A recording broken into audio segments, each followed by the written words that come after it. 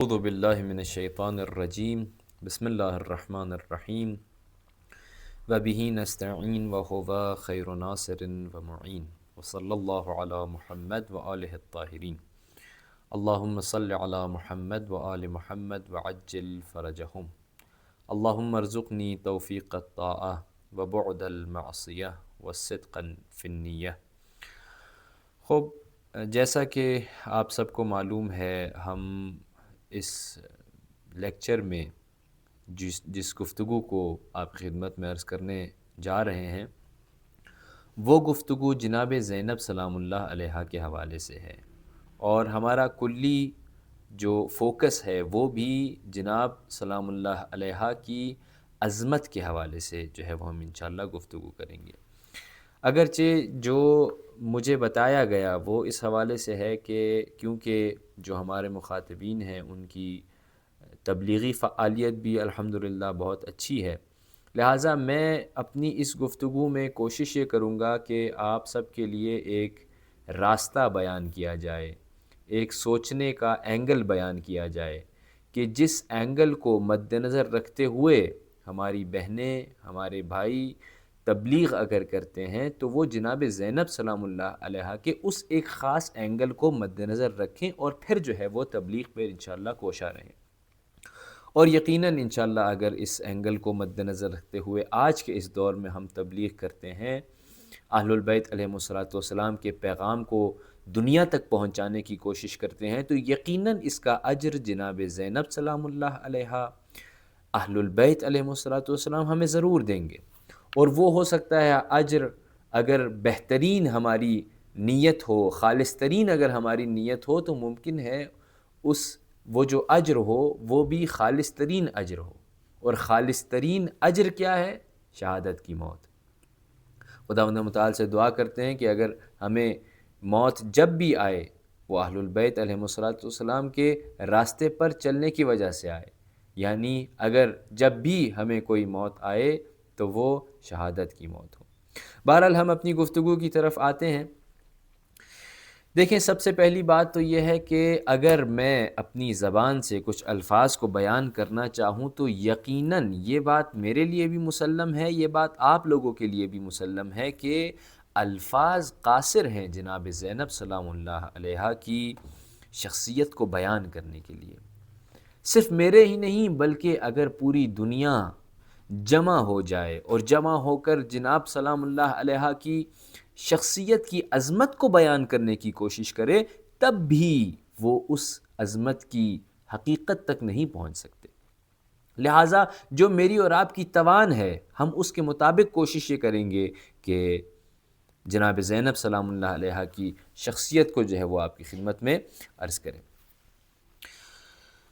یہاں پر جو پہلا نقطہ میں آپ کی خدمت میں عرض کرنا چاہتا ہوں وہ یہ ہے کہ آپ کے سامنے کربلا کا ماحول ہے،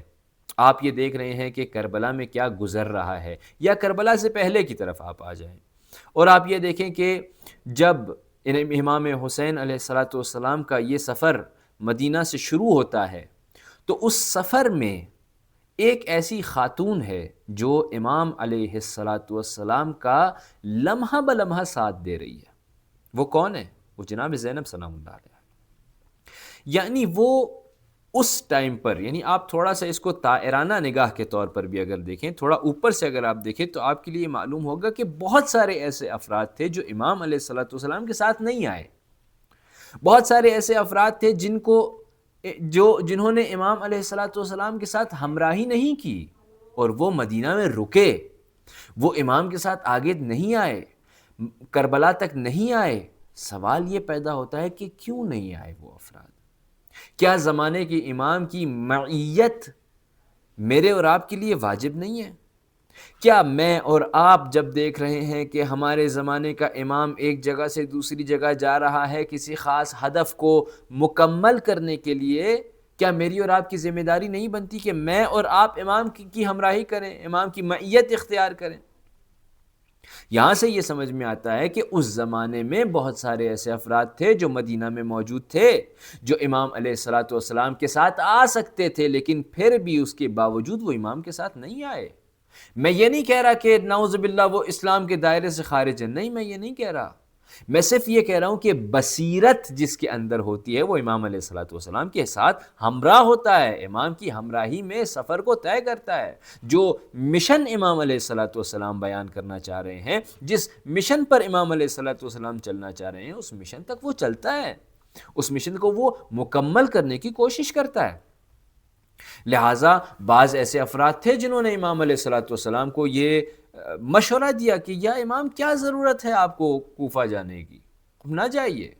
امام آپ یمن چلے جائیں، خوب یمن میں جا کر بیٹھیے، وہاں پر آپ اپنی عبادت کریں، کیا ضرورت ہے آپ کو وہاں جانے کی۔ دیکھیے، زمانے کا امام جب ایک فیصلہ لے کر کسی ایک خاص ہدف کے تحت کسی ایک جگہ جا رہا ہے تو مجھے اور آپ کو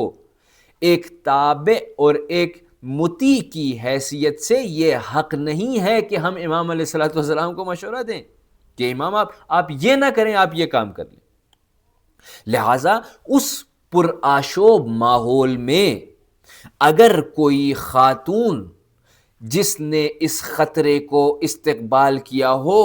جس نے اس خطرے کو مول لیا ہو، اس کو معلوم تھا، اس خاتون کو معلوم تھا کہ کیا ہونے والا ہے، لوگوں کو معلوم تھا، بنی ہاشم کے جو افراد تھے ان کو معلوم تھا کہ کیا ہونے والا ہے آگے امام حسین علیہ الصلوۃ والسلام کے ساتھ، لیکن اس کے باوجود وہ خاتون جس نے زمانے کے امام کی مطیع کے حیثیت سے ایسے ہمراہی کی امام علیہ الصلوۃ والسلام کی کہ واقعاً اگر ایک انسان اس کی شخصیت کو پڑھے تو دنگ رہ جاتا ہے کہ یہ کیسی خاتون ہے جو اس پرآشوب ماحول میں لوگ جو ہے وہ امام کی ہمراہی نہیں کر رہے، بڑے بڑے نامور افراد ہیں جو امام علیہ الصلوۃ والسلام کی ہمراہی نہیں کر رہے، لیکن یہ خاتون ہے جو خاموشی کے ساتھ بلکہ امام سے اجازت لیتی ہے، یا امام خوب مجھے اجازت ہے میں بھی آپ کے ساتھ آ جاؤں۔ اب دیکھیں، یعنی یہ سوچ کو بیان کرتی ہے یہ چیز کہ ایک مطیع کی حیثیت سے ایک خاتون اگر ہے، خاتون ہے یا مرد فرق نہیں کرتا، لیکن کیونکہ جناب زینب سلام اللہ علیہا کی بات ہو رہی ہے لہٰذا ہم خاتون کو مد نظر رکھتے ہیں۔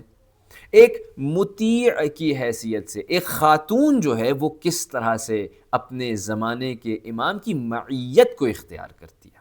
یہ بہت امپورٹنٹ نقطہ ہے کہ اس کی سوچ کس سمت کی طرف جا رہی ہے، اس خاتون کی سوچ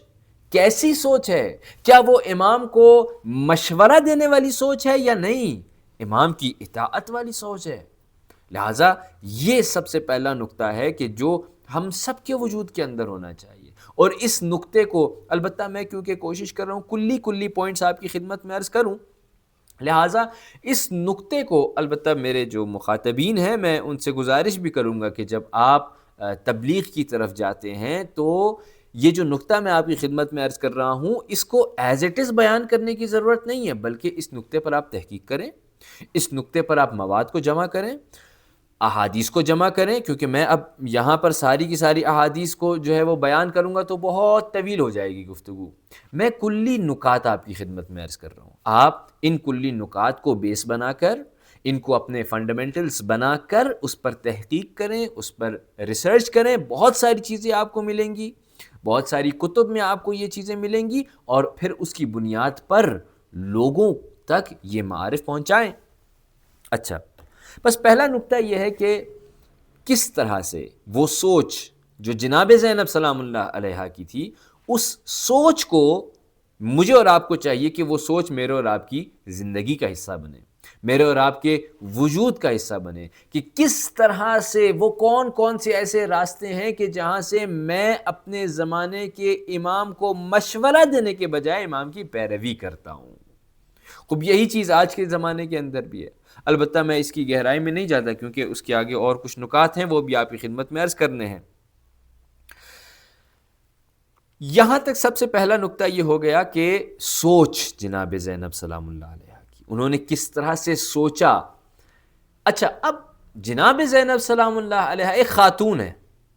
خاتون کے مختلف احساسات ہوتے ہیں، خاتون یہ دیکھتی ہے کہ مثال کے طور پر مرد کیا فعل انجام دے رہے ہیں، کیونکہ خاتون کے اندر جو ایموشنل ایسپیکٹ ہے وہ مرد کی نسبت زیادہ ہوتا ہے، اس میں کوئی شک نہیں، یہ ہماری شریعت میں بھی بیان کیا گیا چیز ہے۔ اس کے باوجود جہاں پر ایک خاتون یہ دیکھ رہی ہے کہ ہم نے جانا تو ہے اس سفر میں، لیکن جانے کے بعد اب برگشت نہیں ہے جس طرح سے ہم جائیں گے۔ اگر میں ایک قافلے کے ساتھ جا رہی ہوں تو مجھے یقین ہے، یعنی جناب زینب سلام اللہ علیہا کی بات کر رہا ہوں، کہ ان کو اس بات کا علم ہے کہ اگر وہ اس قافلے کے ساتھ ملحق ہو کر جاتی ہیں کوفہ، اولاً تو وہ کوفہ نہیں پہنچ پائیں گی اس طرح سے جس طرح سے امام علیہ الصلوۃ والسلام جانا چاہ رہے ہیں۔ ثانیاً رستے میں یہی قافلہ ہے جس پر حملہ ہوگا، یہی قافلہ ہے جس کا ایک معرکہ شروع ہوگا، معرکہ حق و باطل،